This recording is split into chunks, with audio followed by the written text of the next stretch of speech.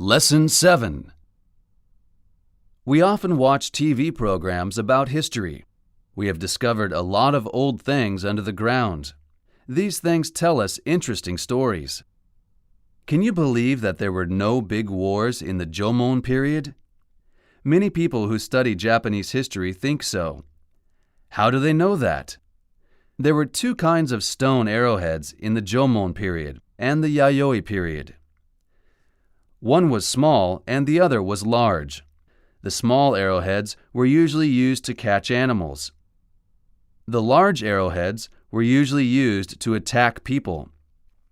Many arrowheads in the Jomon period were small, but Yayoi people started to use many large arrowheads. We have discovered human bones with those large arrowheads.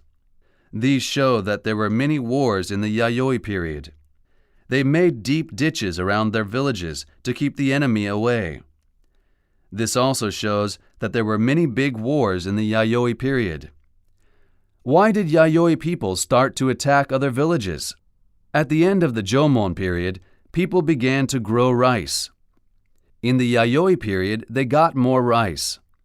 They were able to keep the rice in their villages. Soon some villages started to attack other villages to get it. Some of the wars began like this in the Yayoi period. From this story, we learn that the history of wars is not as long as the history of humans. Now we live in the 21st century.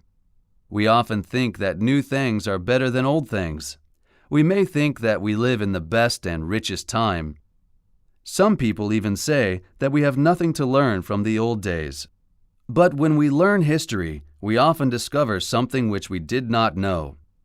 This story of the Jomon period and the Yayoi period shows that there are many things we should learn from our history.